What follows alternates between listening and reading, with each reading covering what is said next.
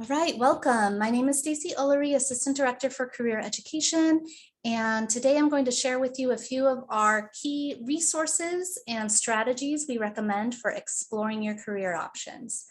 One of my favorite quotes that I like to frame the career exploration process with is keeping in mind that the journey is the destination. So a lot of times we can feel really anxious, not knowing what the end goal is. What are we working toward? And this is particularly true of high achieving college students.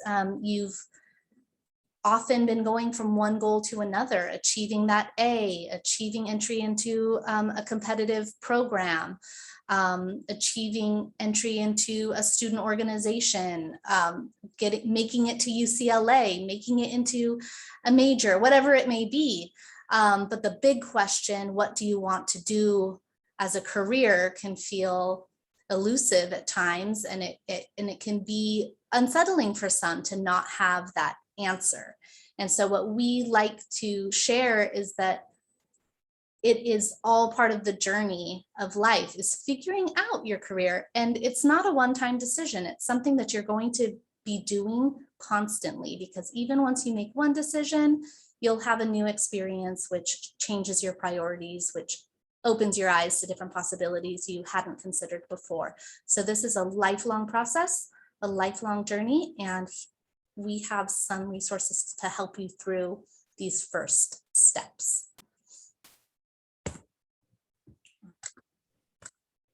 There we go. Okay, so we're going to kick it off with a quick guess the major game. So these are all recent UCLA alumni.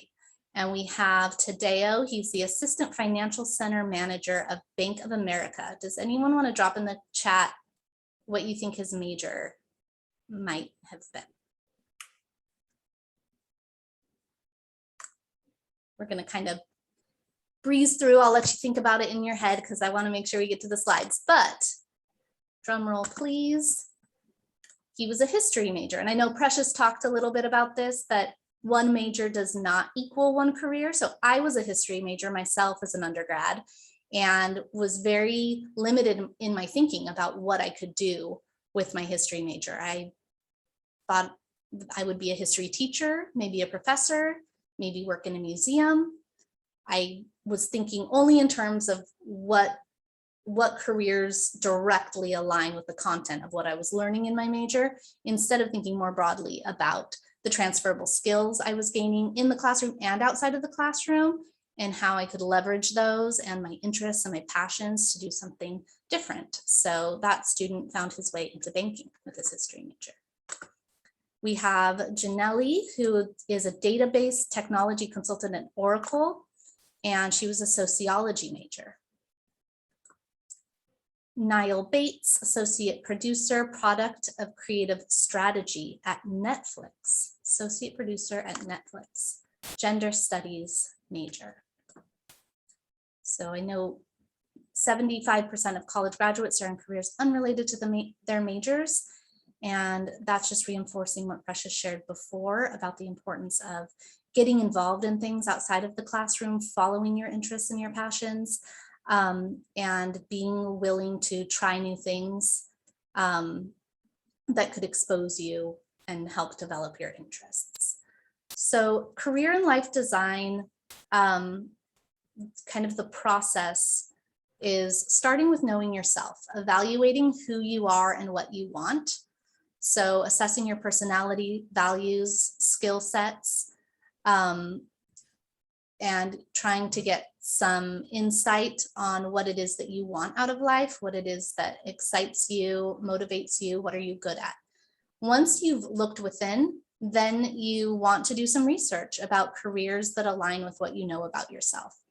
And then after that, and it's not necessarily linear, one after the other, often we're doing all three of these things simultaneously, and we move back and forth from one phase to another. But we also explore our options through our direct experiences, through internships, through volunteer work or clubs or jobs. So starting with yourself, it can be really overwhelming to think, what do I want to do with my life? And look at all these career options that are out there and what everybody else is doing, and how do I know what I want? Well, a lot of it is not going to be relevant to your interests or may not be a good fit for your personality or your values. So it's great to start with an inventory of what are those things about yourself. What do you enjoy doing? What are you good at doing? What motivates you and is important to you in your life? And how do you make your decisions and work with others? So taking inventory of yourself. And we have a great tool where you can do this. It's called Focus 2, and you can access it through your Handshake account 24/7. And you can take different online assessments that assess these different aspects of yourself and will generate a list of occupations that align in some way with those, with your interests or values or personality. This is just a jumping off point. It's by no means going to give you, this is your dream career, here you go. But it could help you think more broadly about options that are out there that you may not have been aware of or may not have considered in that light. So it's a really great starting point for anybody who is undecided, unclear at the moment about your career direction.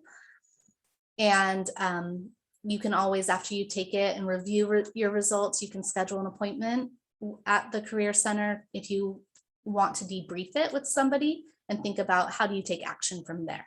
But those are some of the steps that we'll talk about next. So once you've done that self-reflection, you can explore career options, not just that are generated through an assessment, but anything that you know that you might be interested in. You'll want to do some research. And we have some resources that can help you research industries, companies, or specific types of occupations. Vault is an amazing resource that you have free access to as a UCLA student. If you go into your Handshake account and go into the resources section, you will be able to access a full version of Vault, which has career guides on almost every industry you can imagine that will go in depth about types of positions within different industries. It'll give you an insight on kind of the lingo. It's a great resource to use to learn more about an occupation or an industry, or prepare for an interview. If you want to really sound like you know what you're talking about, Vault is a great resource to help you do that kind of research. ONET is another one that's free online, onetonline.org. I'll drop that in the chat for you. That is not a paid subscription through us, but it is a great resource that is publicly available for career exploration. And then taking it to the next step, connecting with people in your fields of interest. So once you've identified a few fields of interest, the next step is to try to find people who are doing those jobs, working in those companies, working in that industry. And you can use LinkedIn and UCLA One to explore some examples of what you can do with these resources. Oh, first, let me tell you a little bit about UCLA One for those of you who aren't familiar, which may be many of you being new students. UCLA1.com is the UCLA alumni directory. So you can sign up with your student ID number and you can browse a directory of UCLA alumni who are all there because they want to help Bruins with their career paths. So if you want to talk to somebody in a given industry or a company, you can jump onto UCLA One, do a keyword search, or browse by industry, browse by major to find UCLA alumni in those fields and reach out to them directly to introduce yourself and ask if they would have some time to speak with you about their job and offer you any advice for your own career. LinkedIn is similar, and I'll show you a few screenshots that can help you navigate LinkedIn if you're not as familiar with that resource. Informational interviewing is a very underutilized tool, especially among college students, but it is the most beneficial way to explore career options. And I will speak from personal experience. This is absolutely how I found my way into this career field that I'm in. And it's really just talking with people who are working in the field you're interested in, to gain a better understanding of that occupation or industry, to understand if it's really a good fit for you or not, because you can only learn so much from online research, and to start building your network of contacts in the field. And it's never too early to start doing this.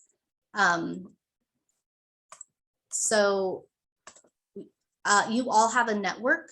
Of course, you can think about if you know anybody who's in a career that you are thinking about.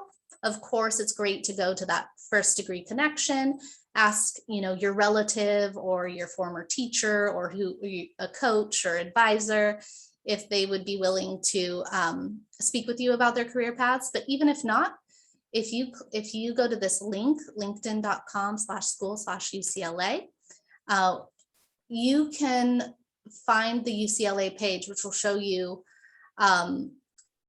there are thousands of UCLA alumni in LinkedIn, and it'll show you the career fields they're in, what they studied, and you can actually click on these. So if you want to narrow down Brandon and see what are UCLA psychology alumni doing now, you could click on that and it would show you.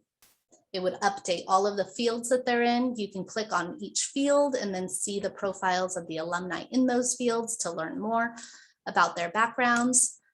It will give you this kind of list so you can see, and you can reach out to them to connect if you find somebody who has a position that you are interested in learning more about. So for example, it will show you if you have mutual connections with somebody. And that's always great. If you have a mutual connection, you can ask that mutual connection if they would mind introducing you to Megan. You would say, "Hi, Elise, I noticed you're connected to Megan. Would you mind introducing me? I'm really interested in marketing, and I'd love to learn how she got from UCLA to Google," and see if you can get an introduction. You always want to customize your personal invitation message to introduce yourself, state why you're interested in connecting with them, and then make sure that your ask is really small. You just want 15 minutes of their time to learn about them. Oh, that's easy. Everybody has 15 minutes and everybody loves talking about themselves. So you'd be surprised at how willing people are to take you up on this invitation. And lastly, explore through experience. So of course, the most valuable way we learn about what we like and don't like is through having a direct experience with it. And maybe you thought something was going to be the end all be all, and then you get into it and you're like, ooh, this is not at all what I was expecting. So you definitely want to put yourself out there, try different things, gain those hands-on experiences. Handshake, obviously you can find jobs and internships for UCLA students through Handshake. Forage is a great company that we partner with. You can access it through Handshake. It allows you to develop real-world skills through virtual experience programs. It's all free, but if you want to develop a certain skill set, you can go through a module that was created by a company or organization in order to develop, say,